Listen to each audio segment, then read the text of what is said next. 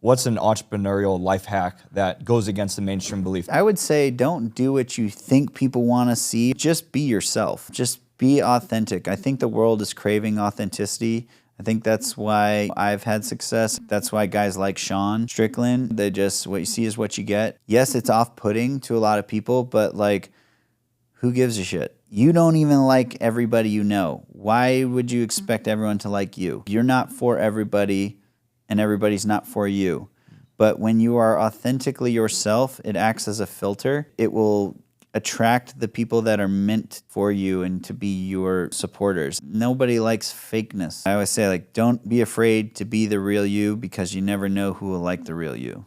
Welcome back to the Nichols and Dimes Show. I'm your host, Chris Nichols. Today, our guest is Mitch Aguiar. Mitch is a former Navy SEAL, pro MMA fighter, and founder of his businesses, MASF Supplements and Violent Hippie, his Jiu-Jitsu academy in Virginia. He also started a nonprofit in 2020 called Adopt a Cop BJJ to help police officers learn Jiu-Jitsu. Mitch's journey has been on my radar for some time, but he really caught my attention when he was on Cam Hanes' podcast, where he talked about his journey as a fighter, as a SEAL, as an entrepreneur, and how specifically the pandemic era impacted his business. You might recognize Mitch from what I describe as a fun, viral moment he had in 2024, where he responded to a challenge from UFC fighter Sean Strickland, calling out a Navy SEAL to come train and spar with him, which we do talk about on this podcast. Mitch is the kind of guy who does not back down from a hard challenge. He's very much a go, go, go kind of guy, which I can relate to. And I wanted to pick his brain and learn from him around how he manages all the different pursuits and projects he has going and how he learned to be effective at all of them.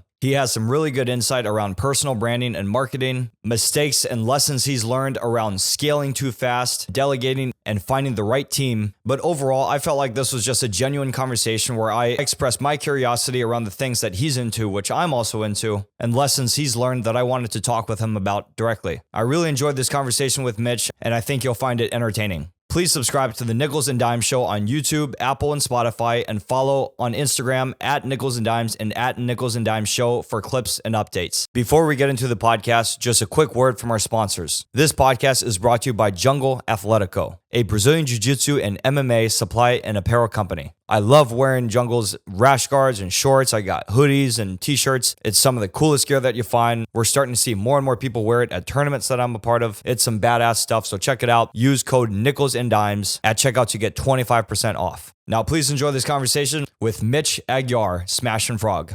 What's up, Mitch? Hey, how you doing? Good, man. Thanks for coming out to San Diego. Yeah, thanks for having me.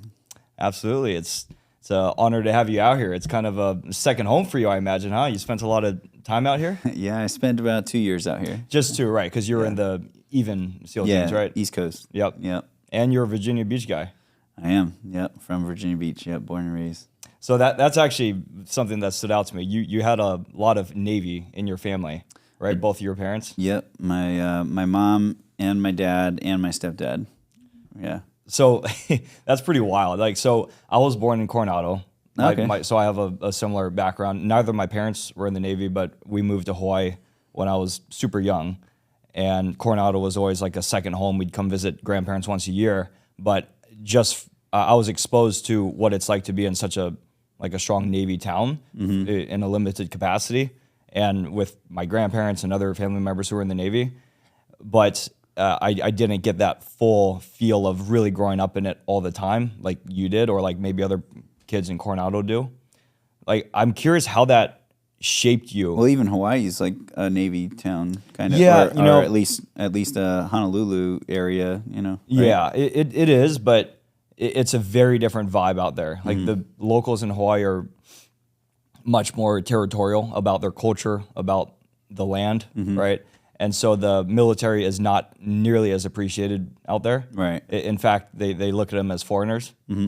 And I mean, even me as a white boy growing up in Hawaii, they called me, I was pretty much a foreigner. Alohi or something. Haole, yeah. Yeah, I was in Kauai, and there was this drunk girl that was a native, and she was just outside this restaurant, and whoa, fucking Halois or whatever, and like just yelling at everybody going in the restaurant. And she was, And she kept saying that like, over and over. And I was like, what does that mean? She was like, and someone said the white people or something. Yeah. Yeah. So it's funny. The literal translation in Hawaiian is actually foreigner. Oh, okay. Yeah, but it is meant for white people. Yeah. So. Yeah, which is like, weird too, because there are white kids that are born there, through obviously no fault of their own. For sure. But they're, so they are native Hawaiians born to Hawaii just like they were, but, but they still experience that kind of racism or like, what do you call it? Discrimination. Discrimination, yeah, for sure. Yeah. So. Yeah, absolutely. I mean, I moved there when I was not even 2 years old, so I kind of had a story like that. And yeah, that's all you knew. Yeah, that's all I know. It's not any fault of your own. Yeah. But I guess I'm curious, and what I'm getting at is, growing up in Hawaii, the idea of going into the military because of how it was viewed out there never really was a career path I considered. Mm-hmm. If I had grown up in Coronado, because I had, my grandfather was a SEAL as well. And really? Yeah. Cool. So he was Team 1 in Vietnam. Very cool. Yeah, and I probably would have been much more inclined to consider that route in my life. Mm-hmm. But I just was in such a different culture where it was not appreciated. Yeah. That it never was consideration. So I'm curious, how did that environment, being in Virginia Beach, which is a huge Navy, probably the biggest Navy base in the world, right? For it USA. Is. Yeah. How did that environment impact you, and the family environment impact you to consider that as a career path? It didn't at all. I wanted nothing to do with it. I had no interest in joining the military at all. Growing up, and my dad kind of encouraged me, more so, floated the idea out there several times to consider the military and everything, and I just was never interested. I just always kind of dismissed it, like no, not interested. And I was kind of more of like a happy-go-lucky free spirit, and the idea of like militant and authority and all that just never really appealed to me. I was always really just more of an entrepreneur. I was just more interested in making money. Yeah. And even from a very young age, So I mean, I can relate to all of that. Yeah. The resistance against authority and not being as militant. Ryan is also like this. Yeah, very much. Ryan and I are very similar. You guys are. Yeah. So him and I have always gotten along really well, and have very similar outlooks on things, and entrepreneurship is definitely more so what I'm drawn to than I never wanted to be in the military. I never thought I would be, and then and when you're in it, like especially at something like the SEALs, it's pretty prestigious, elite, and very sought after, and you kind of get consumed by that. So once I was in it, and especially the East Coast and the West Coast are very different vibes. And because the West Coast, like out here, you might have guys in the same platoon, right? Like, so let's say SEAL Team 5, that one guy lives in Point Loma, one guy lives in IB, one guy lives in PB, one guy lives in San Diego downtown, which are very spread out. Right. And totally different. And you meet tons of people here in San Diego that, even though it's a big Navy town, they've never heard of a SEAL, or they don't know what that is or whatever. In Virginia Beach, it's very dense. Yeah. Everything is very close. Everything is very dense. And so it's much more of like a lifestyle, whereas like I feel like on the West Coast, you can kind of, check out of work and kind of go about your normal life, be around people that don't know about that, Mm-hmm. Whereas, in Virginia Beach, it's like damn near your neighbors are your teammates, Yeah. So it's kind of just all the time sort of thing. And, a lot less going on as well, too. Mm-hmm. A lot smaller of a city than San Diego. A little less distractions. Right. So, so when I was in it, I was kind of like, okay, well, maybe I will do 20 years, and this is kind of the path I'm on, but,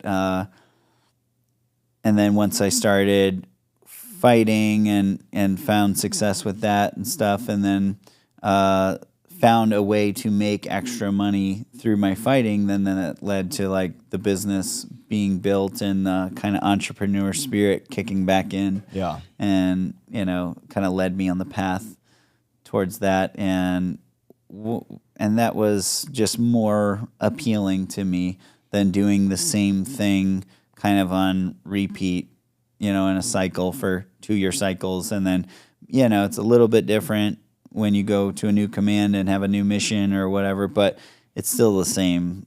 And I was just, I'd done that for 10 years and, was ready for a new chapter, new direction. Yeah. And I'm so glad that I did. Like, people ask me all the time, like, oh, do you ever miss the SEAL teams? I'm like, no, I don't. Like, I'm very, like, grateful for the experience, the life experience. I'm grateful for the doors that it opened and all that. But no, I don't miss it at all. I'm very happy being, my own boss, not having to answer to people. I can dictate my own schedule. I can prioritize what I want, in my life. And I get to choose, It's if 3 things pop up in the same day, it's still like I get to choose which one is a higher priority to me, and I'm going to go that route. And I can, just having that freedom alone is so nice. Being in the military, you fight for everyone's freedom, but you don't have it yourself. Yeah. Like, I'm a grown adult and I have to ask you if I can go out of town, or something. It's like, this is ridiculous. That's crazy. What are you talking about? Yeah, for real. So what clicked then? What made you want to go out for buds? Because you went into it right out of high school, right? Yeah, I was just bored at the time. Didn't know what you wanted to do. Yeah, I was living in Ohio at the time, and I just graduated, and I had 3 jobs. I was a roofer. I was working as a lifeguard at the largest indoor water park, Kalahari. And then I also worked at my parents'. My mom and stepdad owned a deli kind of gas station combo, and I worked there with them. And I knew I didn't want to stay in Ohio because there was just nothing there for me. It was very small, like, or just small-minded in a way, like very simple, not much going on. And I didn't know what I wanted to do. I knew it wasn't going to be in school. And I didn't have like a business per se that I necessarily wanted to pursue at the time. And so, I did know that my dad got to kind of see the world in the military and everything. So I was like 18. I'm like, you know what? It's only 4 years. I could go see the world, get paid to do it, gain a little life experience. And I'm like, yeah, why not? I'll join the Navy. And it just happened to catch me at the right time, Yeah. And and I didn't know.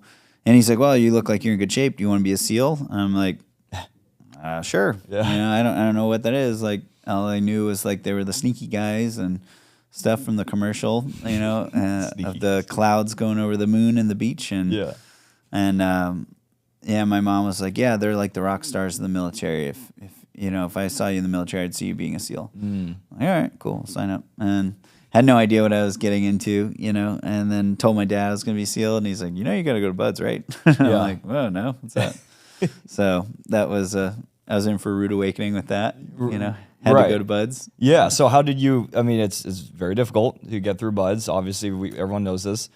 What did you, I'm just curious, what, was it something from your childhood or something in life that you could tap into to have that motivation to fight through the hard times? I think, honestly, just growing up, I'm really fortunate to have very supportive parents, and they always told me I could be anything I wanted to do. You could do anything you want to do in life, just apply yourself and, give effort. And I was always encouraged to try things. And when I, signed up for sports and stuff, like, always pushed hard to give effort, like, and then my dad always said, no matter what you do, if you're sweeping a floor or whatever, give your best effort. And I was just always encouraged, I think. And so I always had the, I guess, confidence. I don't even know if that's the right word, because I wasn't ever afraid to try things. I was encouraged to try things.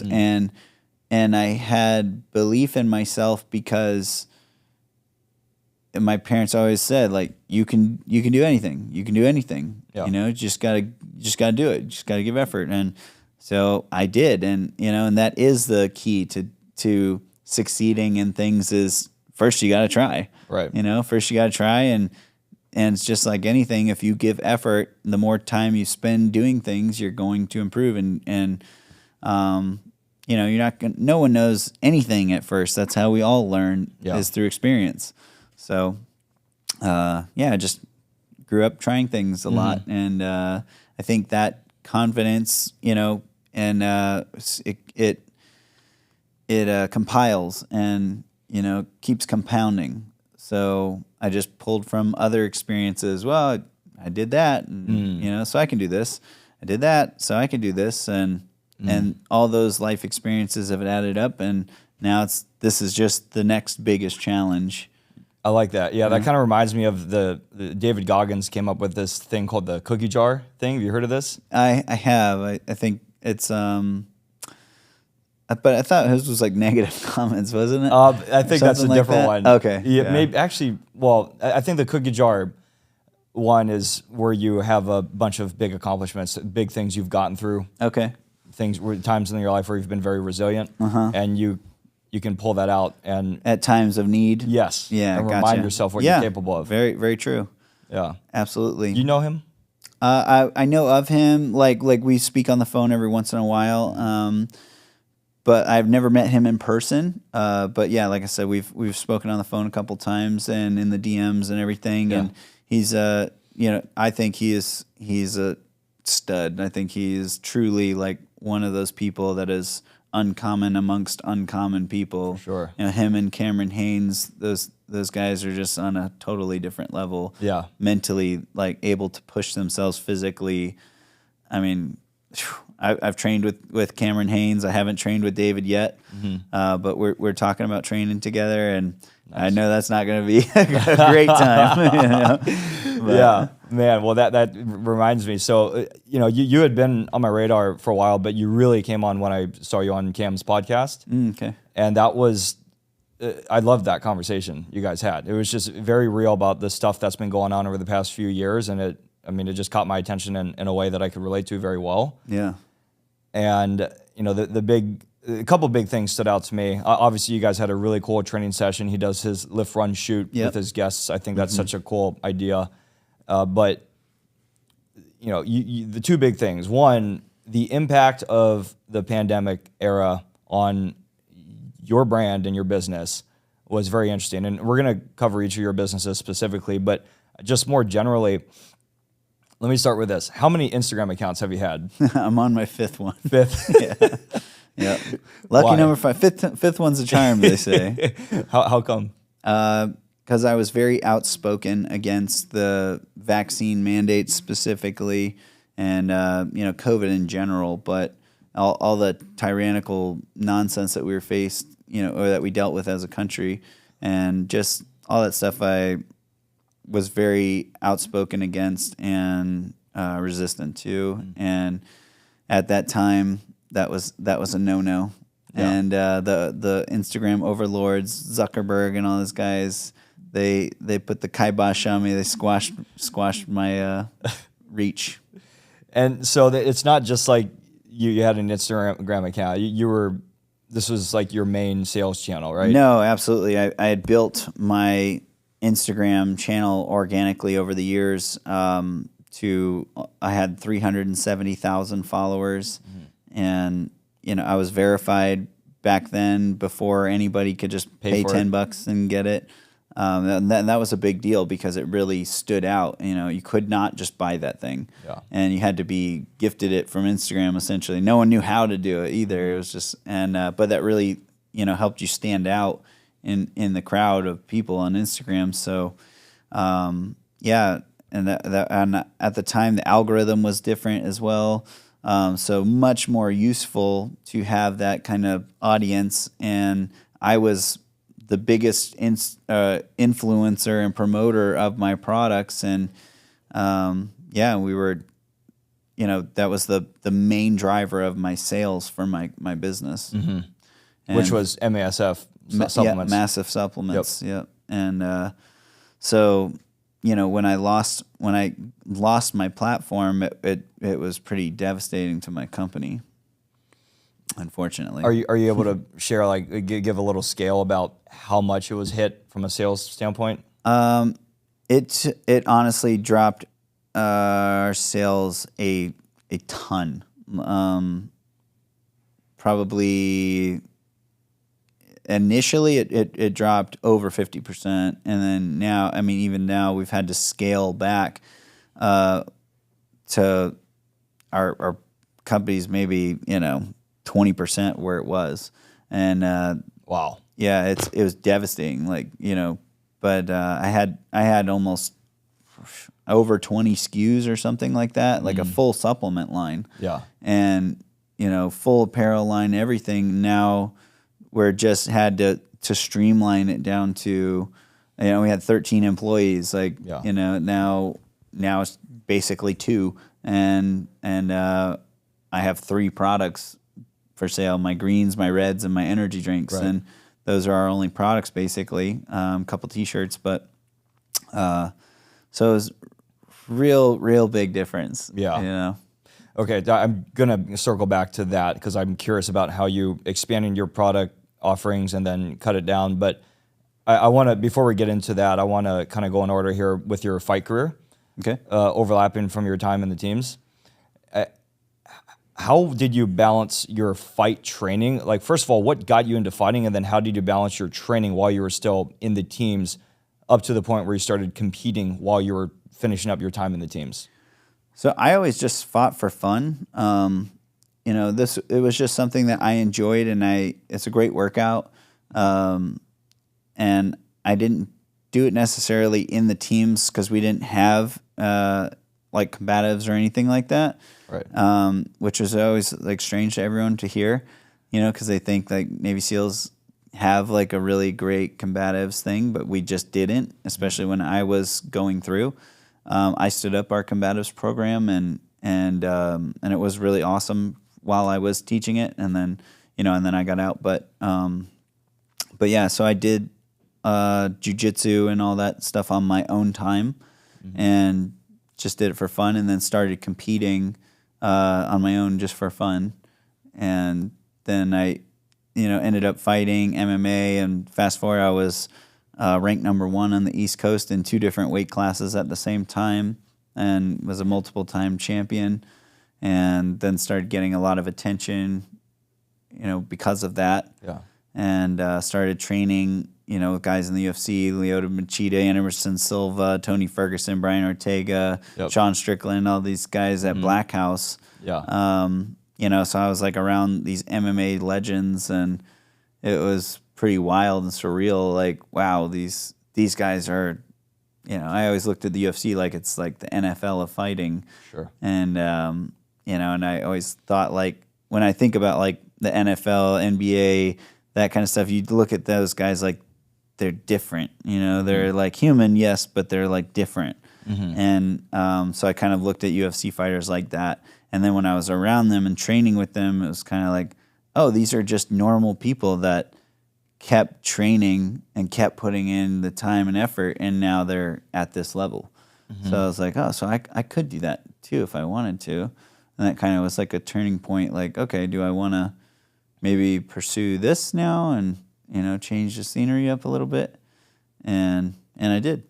So Yeah, because I've heard you say on some other podcasts that you didn't have an intention of becoming a pro fighter when you started it. You were doing it because you liked it. Yeah, I was just doing it for fun. Still just do it for fun. Yeah. Yeah. But the UFC as a goal was in your head at one point. It was like initially, because I was like, okay, again, I was more about wanting to make money, and I looked at the UFC as a path to doing that. Once I realized that it was obtainable, and that I could do it, and then and I was originally like, that was kind of my plan to keep on that path and trajectory. But then when I launched my business, I did $150,000 in sales of T-shirts the first year, which was really great for me, because I had launched while I was still in the SEAL teams, and then realized that I could really like I could make that bigger if I wasn't in the SEAL teams. You know, I was kind of held back by the SEAL teams and limited because like they don't want that kind of exposure, or like, you know, at the time, publicity. at the time, social media was newish. Yep. You know, this was 2006, 2015, 2016, 2014 even. I think I started my Instagram. And so that was like definitely over 10 years ago, almost 10 years ago, 10 years ago. So different time and different, what's the word, environment or kind of demeanor towards social media. Now everyone has a social media and it's kind of normal. Right. You know, but I was kind of one of the first ones to do that. So it was not always met with like the greatest like energy. And so then I decided like, okay, yeah, I'm going to get out and, you know, pursue this and do this, ready for the next chapter. And once I launched my supplements, then my business really hit another level financially. And then I was like, oh, I'm making 10 times the money I would fighting, you know? So I think I'm just going to focus more on this now. You know, fighting, like, again, fighting was just always for fun. It was just always like a hobby. And in the beginning, there was always like a little underlayer of ego with it and wanting to prove that I can fight and prove that I'm a good fighter and this and that, and like kind of just prove that alpha male type, you know, mentality, whatever you want to call it. And you know, by the end of it, I'm like, I've been a multiple champion. I'm a pro fighter. I've trained with the best in the world, and I'm like hanging with them. I have, you know, their respect and stuff, and I just kind of lost that need or desire to kind of prove that I'm a good fighter. I'm like, you know, on the scale of things, if you look at like I'm in the top percentage in the world of fighters. Like the only people that are better than me are the people at the highest level, right? Which they're better than everyone because they're at the highest level. So it's like, yeah, I'm good with that, you know. Sure, like, that's enough for me. Yeah. And again, I'm more interested in making money, you know. So I kind of lost that that part of the desire to do it, and I still like doing it. I love fighting. I love sparring. I love Jiu-Jitsu and you know, doing it for fun again. It's not because I'm trying to get rich off of it. Right. You know? Yeah, and that's awesome. And so you have your own Jiu-Jitsu gym, Violent Hippie, in Virginia Beach. Yeah, Chesapeake, Virginia. Chesapeake, okay. Yeah, same thing. Okay. Yeah, and you okay, well... It'd be like IB or Chula Vista. Yeah. Yeah, I gotcha. Even that's like not even... They're bigger, but... Right. Yeah. Yeah, but yeah, I had Chris Lieben on the show last year. Oh, cool. Yeah, so, and he's got his gym out here at the training center, kind of close to PB. So it was cool. We actually went and filmed it in his spot, I met Chris Lieben when I fought in Glory out here in San Diego, actually, and I had met Chris Lieben, and I was like, God, this guy has a giant head. Yeah, he's like a big target, a big Neanderthal type looking guy, you know. And true. It just looks like a fighter. Yes, you know, like even if you didn't know, I knew who he was, but like even if I didn't know him, there's just certain guys where you're just like, that dude just looks like he's built for hand-to-hand combat. Yeah, you know, for sure. Yeah, man. But so when you were making some money in fighting, but I can't imagine it was significant enough to sustain your lifestyle, right? Because fighting is, especially back then when you were doing it, it was still kind of coming up, and if you weren't in the UFC, I feel like it's a very hard lifestyle to maintain, to make money with, and it's very hard on your body, hard on the mind. Oh, I remember being like at Black House training with some of these guys that were in the UFC, and they were broke. Right. You know, because you got to think, even starting out in the UFC at let's say you've won a couple fights and you're now making 20 and 20. Okay, and that's $20,000 to show, $20,000 to win. Mm-hmm. And that's like, okay, your fight camp at a minimum is going to be 2 months long, 8 weeks. And that whole time, you're not getting paid.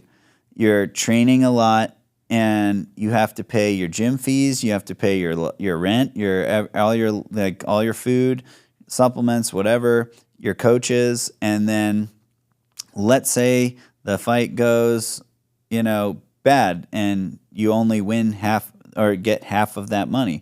Now you also have to split it, 10% to your manager, and then taxes on top of that.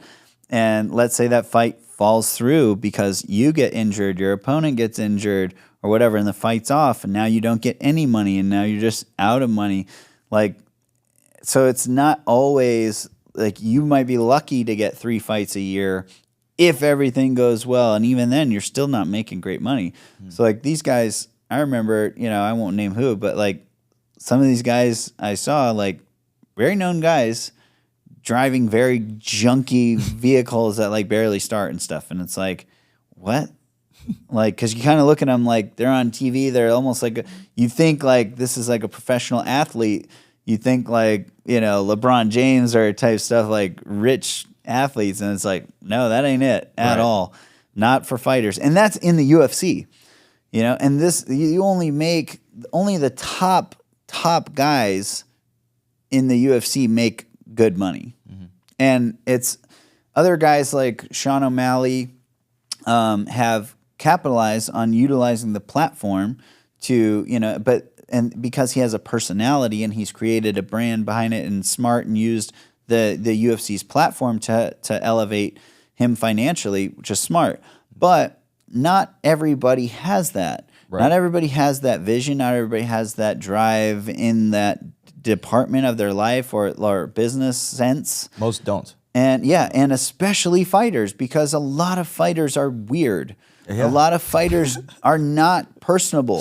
They're weird people, and they're mean people, or they're very sheltered people, and they're a lot of fighters got into fighting because they were bullied, or have really dark backgrounds like Sean. Yeah. And so they're not great with people. They're not great marketable either. Yeah. So fighting's a weird sport, and I think there's a ton of people out there, athletes, that would be amazing fighters if they wanted to do it. But there's a lot of people I don't want to get punched in the face. And even kicking and punching hurts. I've broken this hand 3 times. I've broken this one twice, throwing punches, landing punches on people. I'm winning, and I just broke my hand, or getting kicked in the face. And it's just not for everybody, and no, people don't want the head damage, CTE or anything like concussions. And it's not just you're going to experience this one time in the cage while you're fighting for, 10 minutes or 15 minutes, whatever it is. But it's the training is constant, and you have to train a lot. And guess what? You're not going to be good at it when you start, and you're going to get your ass beat, and you're going to get hit in the head. You're going to get, pummeled a lot. So it's a very hard sport on your body and on your mind and on your ego. And, so it's a rare thing for someone to also be normal and have a good personality and be marketable to also be a fighter and be good enough to people want to support you, or because you could be the greatest guy in the world, but if you just get your ass beat every fight, eventually you're not going to be a fighter, especially not in the UFC. So it's hard to make money in the I guess or become really wealthy in the UFC. Very very few. People don't understand. There's over 500 fighters on the roster. So crazy. Yeah, I didn't even know that. Yeah, wow. and how many of them are millionaires? Very very few.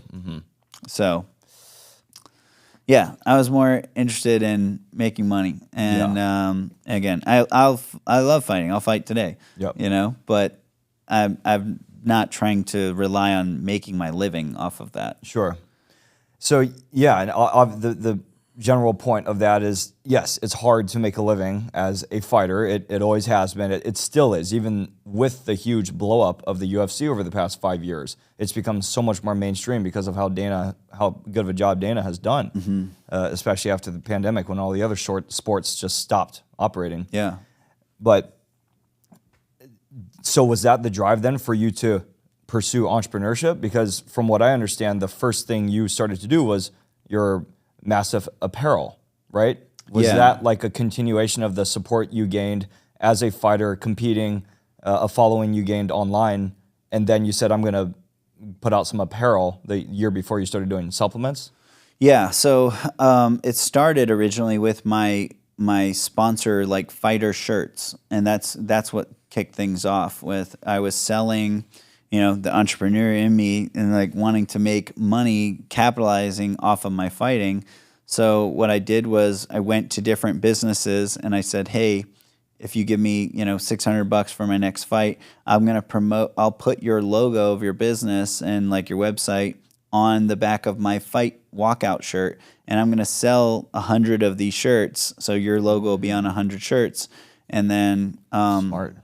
So then I also, printed the shirts, sold the shirts to, fans, friends, and family, and then sold tickets to, friends, fans, and family to my fights. So where I was making $5,000 a fight as an amateur. Wow. On my own. Yeah. So this is what really interests me the most is how did you build this brand to get started? And I mean, that's and then so that. That was one time, but again, I could only get paid like that when I fought.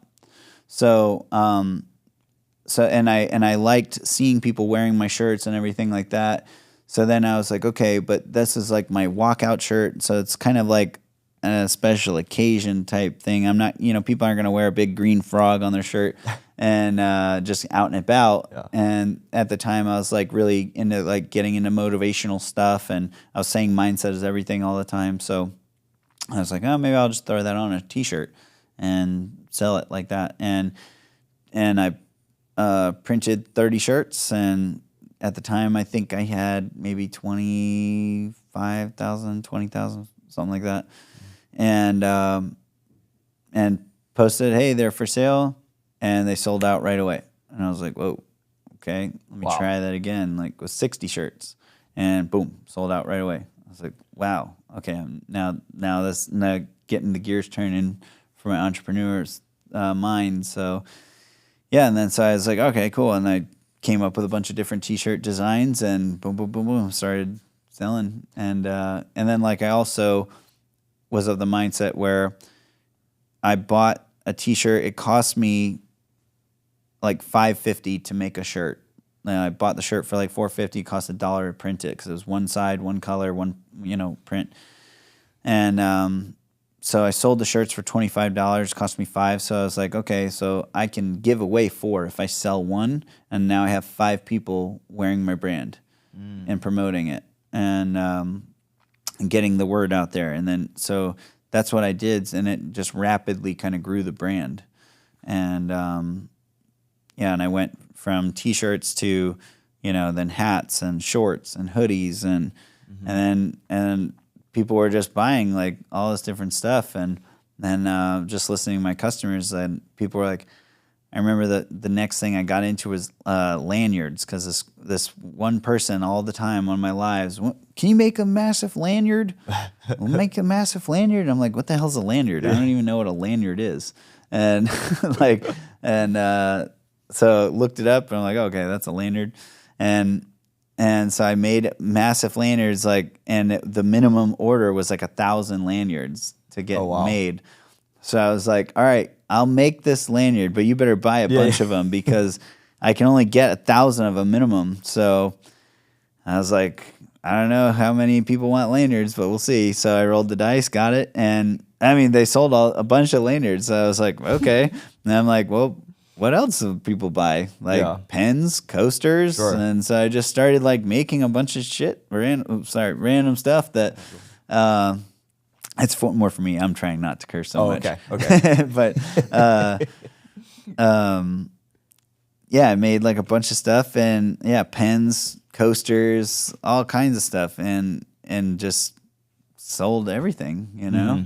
And then before I knew it, I just had a bunch of stuff going on, and then eventually the supplements dropped, and that was really like the next level. Right.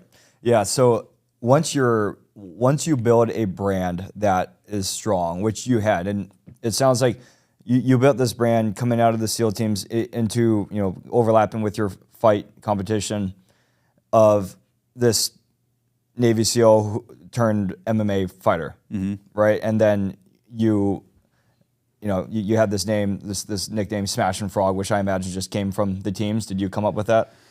No, it was actually another SEAL, retired guy named Bobby, was a former Blue Squadron guy and retired, and he had a T-shirt printing company, and originally it was called Scrappin' Frog, and I think it was like his like persona or whatever. Like as a younger man, he was the Scrappin' Frog, and then he used to come to my fights, and he came up to me after one of my fights, and he was like, "You're the Scrappin' Frog," and I was like, "Huh?" And he's like, "Yeah," and he just showed me it, and I was like, "Okay." And he sponsored my T-shirt, so he was like my original T-shirt printer. Yeah. So in exchange, like I wore like a Scrappin' Frog or whatever, and then eventually he was like, wanting. He's like, "Well, this is my thing, like whatever. I'm the Scrappin' Frog," and I was like, "Okay, well, I've already like built a brand now, like around this name and stuff." And I was like,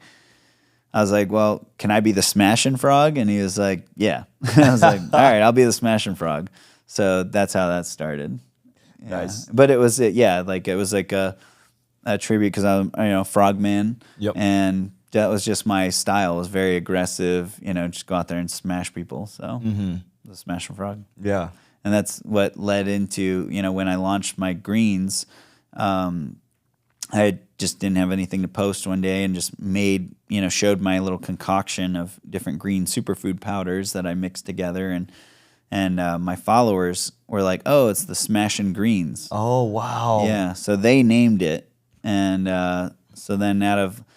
I didn't think anything of it, but I just shared it and said, like, "Yeah, this is all the stuff I make, and this is my little concoction," and they're calling it Smashin' Greens. I was just getting questions about it nonstop, and I laid out all the ingredients, like, made it as, like, idiot-proof as I could, but still just questions like, "Well, how many of this scoop, or do I take?" I'm like, just one scoop of each, But, like, and eventually I was just like, all right, you know what? I'm going to go to a manufacturer and just like take all these products and, "Hey, can you put all of this stuff into one jug for me?" Yeah. And they're like, "Yeah." And I was like, "Here you go. Boom. Smashin' Greens are born." Just like that. Yep. Okay, that's cool. Yeah. Because that is my next question is, how did you had built this MASF brand, which started with the apparel and whatever other widgets you could sell because you had a brand behind it. People are generally just buying this stuff because they like you. They want to support you, right? Right. It's not like this lanyard is any different from any other lanyard out there, right? Yeah, no. It was just, people like to support brands that they align with. Exactly. I guess. Yeah. And so then you get into supplements, which is a much more functional thing than a T-shirt or a lanyard. Yeah. For what your brand is all about, what you do, as an athlete, as a fighter. Mm-hmm. Well, it was cool too because, it was a much better business model too because supplements are a consumable product. So if you make a good product and you only have to get this, you only have to create one thing for one customer to be a repeat customer. Whereas like a T-shirt, I have T-shirts from 20 years ago that I still have. Yeah. A T-shirt's good forever until you wear it out. But so in order to get that same person to repurchase something, I had to make another T-shirt. That's why at one point I had like 30 designs. And I had some customers that had all 30 of them. You know what I mean? But this was just a much better. I realized quickly, like, oh, this is way better. Yeah. Yeah. And so when you got started with the supplements, you had mentioned earlier in this conversation that you had like over 20 SKUs at Yeah. one point. Yeah. And right now you have Smashin Greens, Smashin Reds, and the energy drink, right? Yep, that's it. Okay, so I'm curious for you to walk through that journey, because I saw you mention something else on another podcast about the biggest mistake you've ever made, which was you've spread yourself too thin.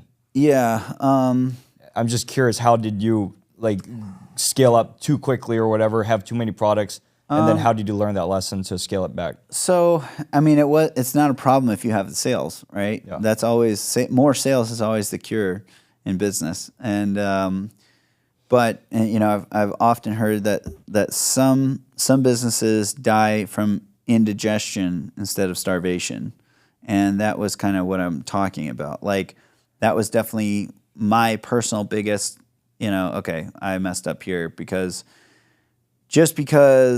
again, I had the brand and everything, so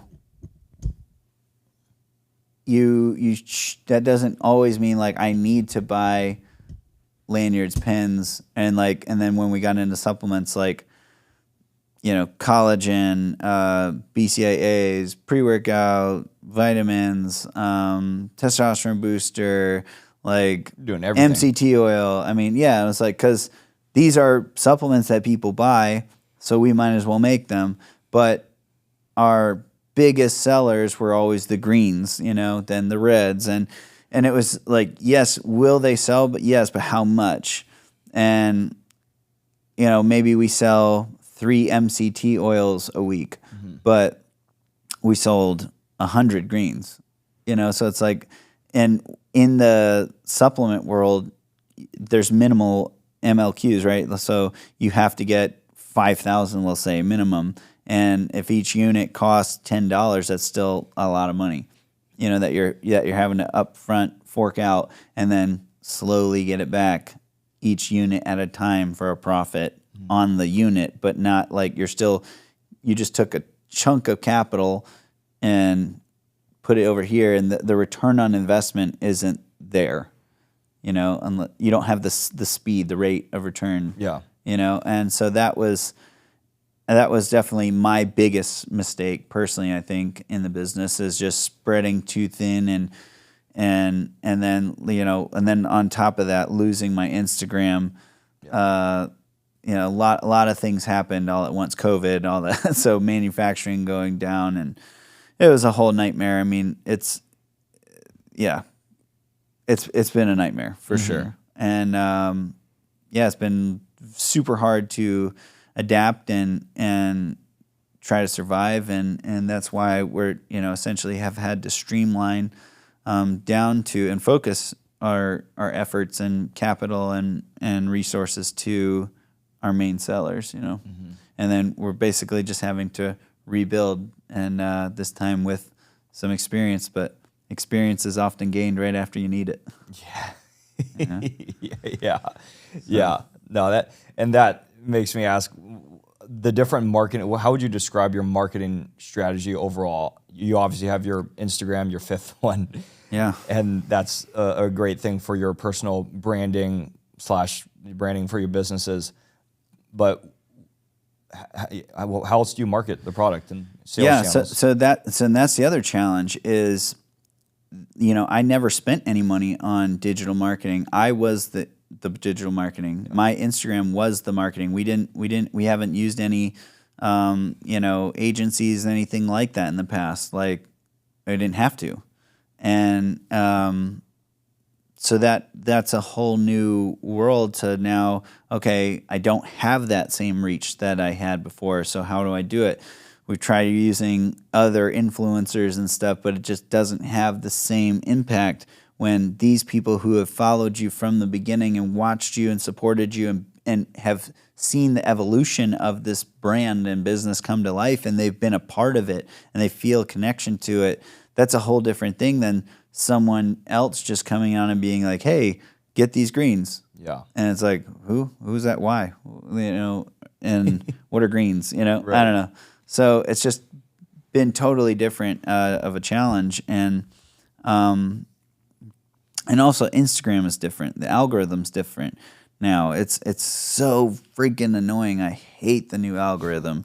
You know, it's like It's tough these days. it's so frustrating because it's like I have, you know, now I have 104,000 followers, and 104,000 people hit the follow button because they want to see my content and they want to see what I post.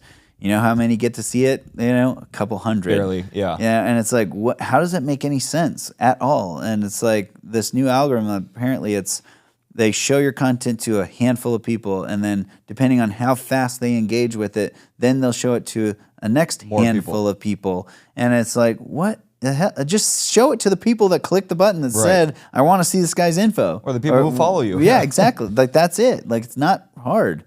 And it's not that anymore, you know. So it's very challenging and frustrating dealing with that. And then ad agencies, I've had to use them since trying to, you know, look at different approaches, and they have been an absolute complete disaster, total waste of money. Really?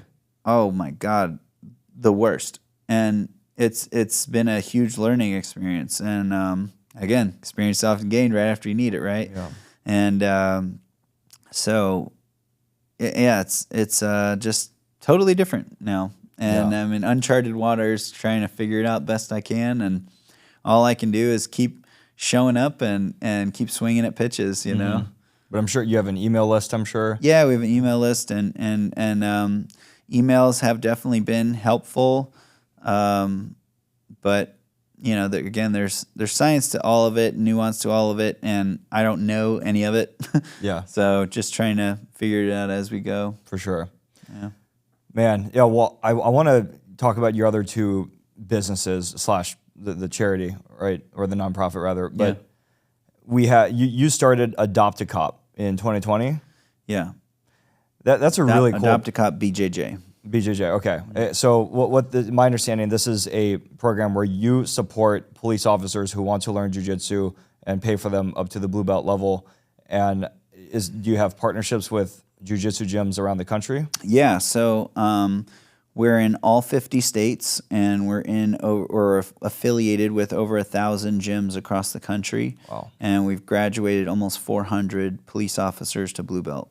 That's incredible. Yeah. Yeah, amazing with that. So a cop in his local town can go join the gym and say, hey, we have this program for cops sponsored by So if a gym is an affiliate already of Adopt a Cop, then basically the cop can go to their gym for a special rate of $50 a month. And as long as they are training twice a week and they make their little check-in posts with us, and we verify that they're actually, you know, attending the training, because we're not going to just take people's hard-earned money and pay for a membership if these guys aren't going to train. And that's just not going to happen because we don't, like I'm the biggest contributor to Adopt a Cop financially.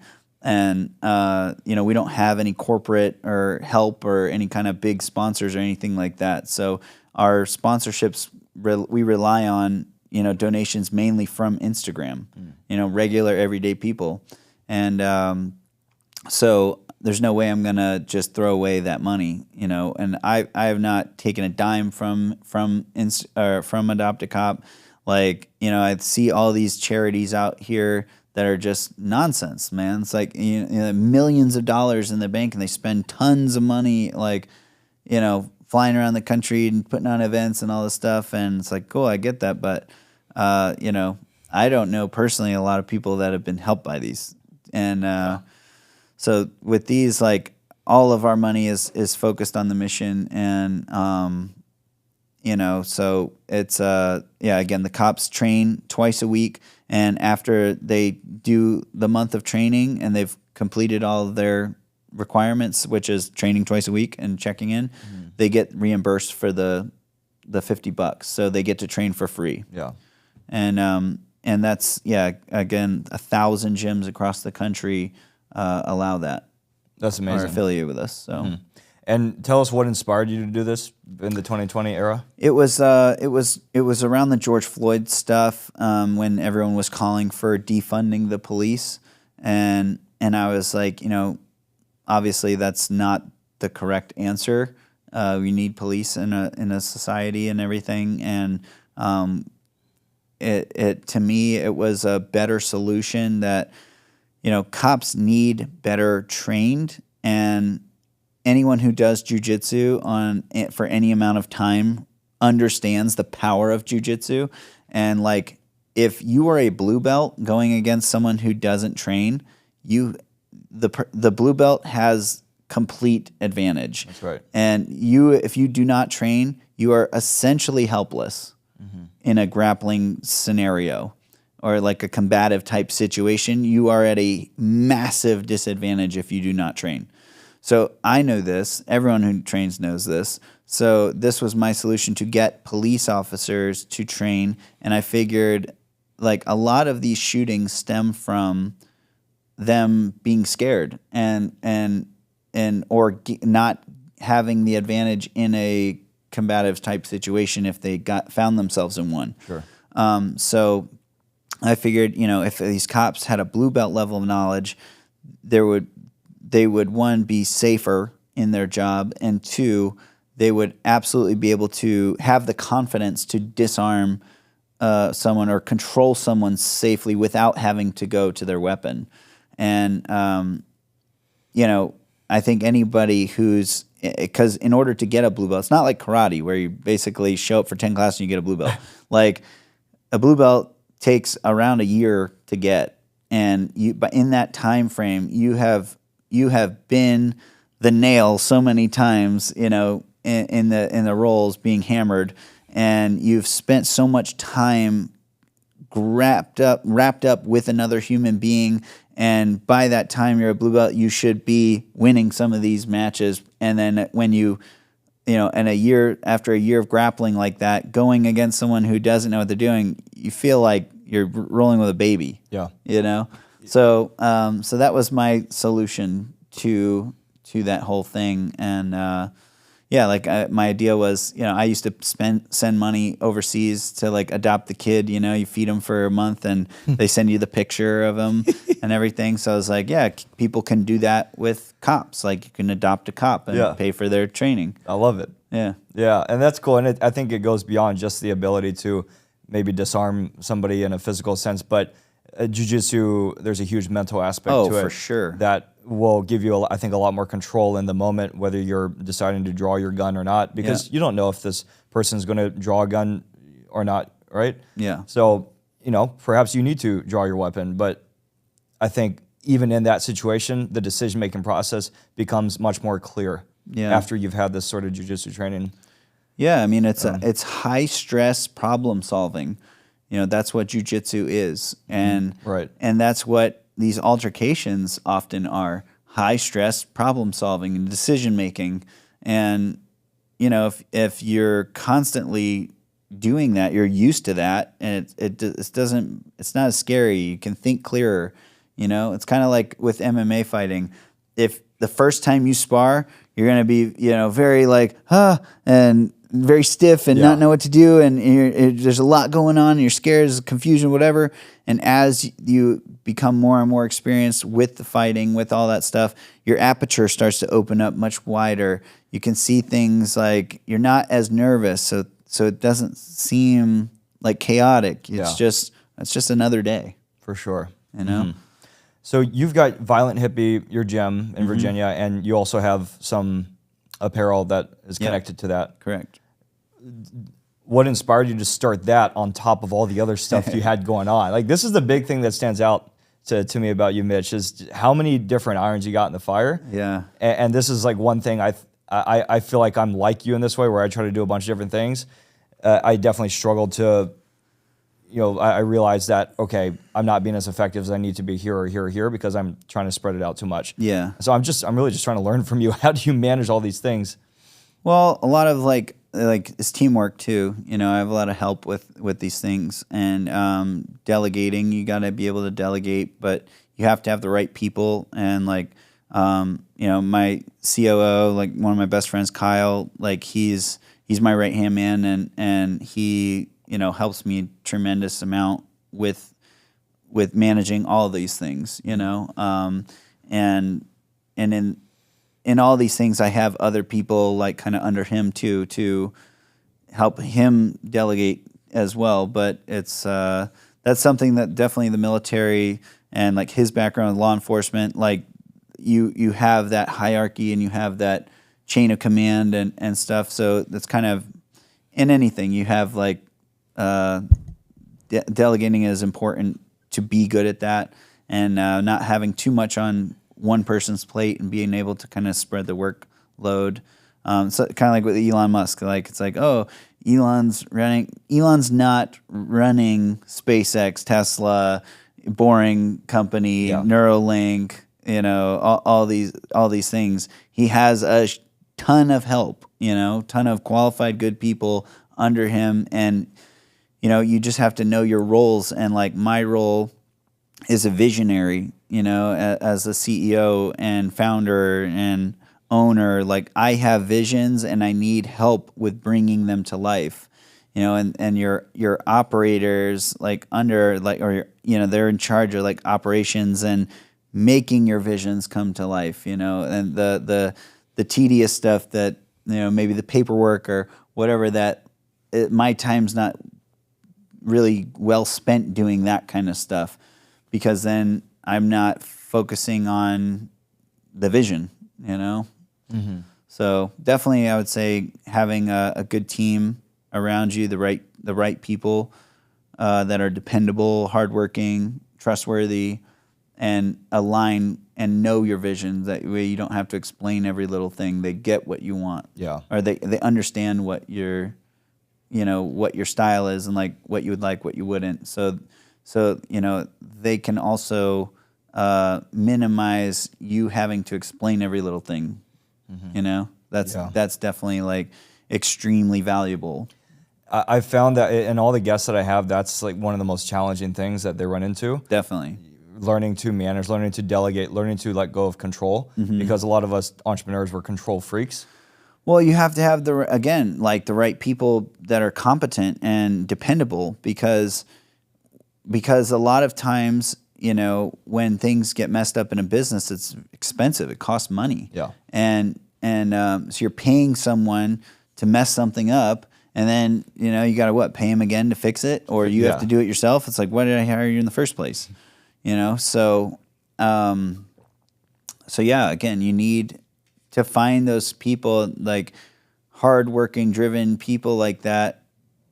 Like they don't want to end up working. They end up becoming entrepreneurs themselves. The right people, and the people that like you need people to treat it like it's their own, and nobody treats your business like it's yours or whatever. But you need to find those people that are willing to do that, and that they understand their roles, right? Like, and so I think hiring people that have different strengths as you, and like maybe where your strengths, you have strengths where they're weak, and vice versa, is definitely like how you can create like a cohesive, good, winning team. Yeah.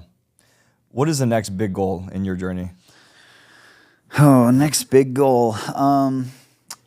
Launching these energy drinks, the healthy energy drinks that I just launched.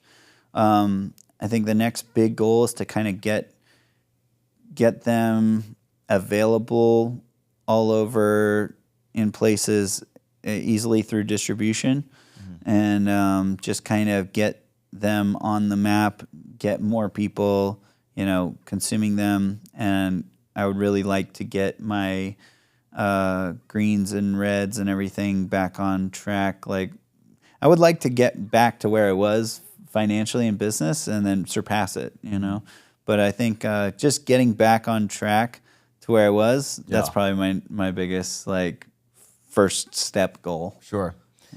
Yeah. You mentioned something about some retreats you're looking at doing. I saw on your Instagram. Yeah, You still thinking of doing that? Yeah, for sure. And funding is really the only issue. Yeah. Like, I got plenty of vision and everything, and I definitely want to do the violent hippie retreats. And really, the only thing that's slowing me down right now is I need some money to build a bunkhouse, basically, one, house people that want to come stay on the retreat or stay at the retreats, because we want to house them on the property. And because it's, I have 50 acres out in kind of the middle of nowhere, but I want everyone on the property. Yeah. And then, and have a place to do jiu-jitsu, and I have shooting ranges. So everything is ready to go. I just need that building. And, that'll probably cost like $70,000 or something like that. And just, like I said, I can't spread myself too thin. Yeah. Gotta be a little strategic with my money. So absolutely. Yeah. It kind of reminds me of the Sheepdog Response with Tim Kennedy. Yeah, I've heard something like, I'm not sure exactly what his program is like, but yeah, there's a couple of things out there similar, but mine would be basic rifle, pistol, basic jiu-jitsu, gi, no gi, and then some basic homesteading and some kayaking, campfires, and good times. Nice. Hiking around my property. I got miles of groomed trails, and it's like my own state park. It's beautiful. That's cool. Yeah. Nice. Man, well, one thing I do want to just touch on this real quick, because it was such a fun moment last year that you kind of went viral with when you sparred Sean Strickland. Yeah, that was super fun. It sure looked like it watching the video. Yeah. Man. Such a blast. Did I look like I was having fun? Yeah. So this was... The way this started was Sean was going off, and if you know Sean Strickland, he has a lot to say. He's got strong opinions, but I think he was probably, I don't know, something was bothering him online with what people were saying, and he made some statement around how Navy SEALs couldn't last a week in UFC fighter training. And you, being an ex-Navy SEAL and an MMA fighter, you spoke up and said, "Hey, let me test you on that." Yeah, no. So I had knew Sean for several years before any of this, and we had trained together out at Black House and stuff, and we were following each other on Instagram, and he had actually came and cut weight at my house when he fought in UFC Norfolk. So we knew each other. Oh, cool. And everything. But when that all happened, all these people are sending it to me. And I had already lost a bunch of my Instagrams, so I was dealing with financial stress from that and everything, and trying to rebuild my page again. And so I looked at an opportunity. I'm like, oh, this will definitely go viral. Yeah. So I had messaged him. I was like, hey, let's do this WWE kind of thing or whatever. I'll call you out back, and we'll make a big fuss about it, and film it and all that. And he was like, yeah, but I'm still gonna have to fight you, because I think he just had a point to prove, Yeah. And I'm like, yeah, that's fine, I don't care. And so we planned to go out there and showed up, and High Rollers had hit us up because they were like, oh, well, you guys want to do a jiu-jitsu match? And I was like, hell yeah. And Sean was like, no, I'm not doing jiu-jitsu with you. And he's like, come out here and do the man dance with me. I was like, all right. So he wanted it on his terms, which obviously he's the superstar world champion now, and I'm trying to rebuild myself. So, he's definitely the A side. So I'm like, yeah, sure, I'll go out there, whatever. And so he wanted to do five rounds of sparring with the big gloves on. And I wasn't sure exactly how it was going to go, because we weren't actually mad at each other and anything, Sure. There was no real animosity. And then he was like, all right, let's do a warm-up round. I'm like, okay. And the first hit, he threw some heat, and I was like, and he looked at me, he was like, it's not going to be, or he's like, it's going to be a long day for you. And I was like, oh, great. And then he teeped me right away in the chest and knocked the wind out of me. Yeah. And I was like, oh my God. And Sean's a big dude. He's 230 outside of camp. Crazy. He doesn't look it, but people don't know. He's the world champion in the UFC in the middleweight division, which is arguably the toughest one. He's a beast. And he's been doing this for years, sparring 4 days a week with the best people on earth. Francis Ngannou, he's sparring. He's not scared of nothing. And I knew going into this, I'm not going to win this or anything, And But at that point, like, I realized he just had a point to prove. And like, he wanted, and he'd said it in the ring as he's beating me up. He's like, I'm going to make you quit. I'm going to make you ring the bell. Like, he wanted a SEAL to ring the bell, And so he just wanted to beat me up. And I was just like, dang, like, I'm 30 seconds into this 25-minute beating, and I literally can't breathe. Yeah. Like, so I'm just like trying to, at that point, I'm just like, all right, I'm not going to try to fight back. I'm just going to try to defend myself and to survive and make it the full 25 minutes without quitting. And, yeah, so that's what I did. And he just beat me down, beat me up pretty good. And but at the same time, like, this too shall pass. Yes, it sucks right now, but I know, like, I'm representing the SEAL teams essentially. Like, if I quit, like, because this hurts and it sucks so bad, like, I can't do that. Yeah. I'll never live that down, and that pain will last forever. This is just gonna hurt, for a couple days probably. Yeah. And so I just kept just taking the beating. Were you nervous going into it? No, not really. I mean, I knew it was gonna suck, but like, it's just physical pain. Yeah. It'll whatever. Been through that before. Yeah, I was more like just hopeful that it would do what I intended. Yeah. And you did. Yeah, and he tried knocking me out in the last head kick. And, I saw that. Yeah, and just ate the head kick, and he was like, man, and at the end he was like, I don't take supplements, but after the way I saw you eat that head kick, I might start taking the Smashin' Greens. I was like, worth it. I saw that, and he promoted it on his YouTube channel. Yeah. So I gained like 30,000 followers or something from it, and I had like 1 million people talking shit, but this guy looks like he's never fought a day in his life, blah blah. And I'm like, yeah, okay, whatever. They don't know, but it is what it is, and I was like, yeah, man, this will hopefully go viral and all that stuff, and the thing that sucked was like 2 days later, Trump got shot in the ear. That was just 2 days later? Yeah, something like that. So like it just completely tidal waved like all the viralness and momentum that like people were sharing and all this stuff, because it was like just Trump getting shot just took over everything. Oh, wow. So I was like, damn it. I just got my ass beat for nothing. Oh, man. But yeah, no, it was fun. Wow. Yeah. That's cool, man. That's a good story.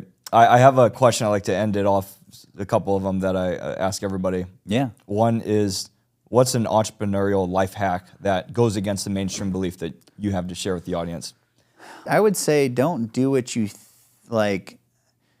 you think people want to see or something. Just be yourself. Just be authentic. I think the world is craving authenticity. I think that's why, I've had success. I think that's why guys like Sean Strickland, they just, what you see is what you get. I don't think it's a character. It's just him.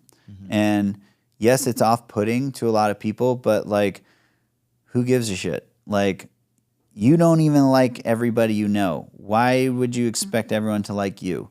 Like, you're not for everybody, and everybody's not for you. But when you are authentically yourself, it acts as a filter, and it will attract the people that are meant for you and to be your, supporters. And they will really like to support you, because nobody likes fakeness, and people crave authenticity. I always say, like, don't be afraid to be the real you, because you never know who will like the real you. I love that. That's good. Yeah. Man, all right, one other question I have is, how good are you at sleeping? Do you have a sleep routine? No, I'm not good at sleeping at all. I'm actually literally diagnosed with insomnia. Okay. Yeah. What do you do about it? What can you do? Like, I sleep when I can, and I'm super excited. I have my watch here, and like when I do get good sleep, like I check my morning report, and like today I had good sleep, and I was like, hell yeah, that was awesome. Yeah. It's great. But the last couple of days, I've been traveling all over the country, like you've seen, and I got an hour and a half of sleep 3 nights ago, and then I got 4 hours the night before. You know, so it's just, hey, sometimes I get good sleep, sometimes I don't. And it is what it is. But I'm definitely not someone who wakes up at 4:30 in the morning. Yep. Sleep is super, super, super important. And it's so important for your brain health, your mood, your physical recovery, everything. And I don't sleep well. I've never slept well my whole life. So when if I can sleep, I do. And I wake up when my body wakes up. Mm-hmm. I don't interrupt it because you know how important it is. It's so important. Mm-hmm. So how's your breathing through your nose? Yeah, I'm sure you've probably. You know what's funny is I just bought like that breathing tape that you put over your mouth. Yeah. And I got like the magnetic strips or whatever for your nose, and I tried that, and according to my watch, I didn't really sleep that much different. But yeah, so I don't know if there's anything to that or not. But I've been a mouth breather most of my life. So. Yeah, I'm in the same boat. I even had surgery on my nose and multiple broken noses. I'm sure you too. No, really? No. Okay, wow. Yeah, it's uncommon for people who fought as much. Hey, I'm as pretty good, you know. Yeah, yeah. I think the most I've ever got hit in a fight was with Sean. Yeah, that's actually a little fun fact right there. Yeah, cool, man. Well, is there anyone in your network who you would recommend I have on my show? I look for people who are typically ex-pro athletes turned entrepreneurs, ex-veterans turned entrepreneurs, people who are building something great but have this lifestyle or business around health, wellness, fitness, pro sports. Pro athletes to entrepreneurs. I don't know too many pro athletes to entrepreneurs, but my COO Kyle, he's a former SWAT officer, 10 years, Nice. in law enforcement, and then got kind of thrown into the entrepreneurial lifestyle with me as my right-hand man. And now, I always encourage people to become entrepreneurs. It's not for everybody, but when I see they have it, I do. Because I think that being your own boss and working for yourself is just so rewarding, like being able to dictate your time and prioritize your time. And I like that saying, like an entrepreneur would rather work 80 hours for themselves than 40 hours for someone else. Yes. And it's not like the entrepreneur lifestyle is not a 9 to 5. It's all the time, 24 hours a day. I don't care at all, like about time of day. You can call me, text me, whatever. If things need to get done, they need to get done, and that's it. Like I don't care, and I enjoy that. And like my life is my work, and it's fun, because I'm only doing things I'm interested in doing. Mm-hmm. I'm not doing anyone else's agenda.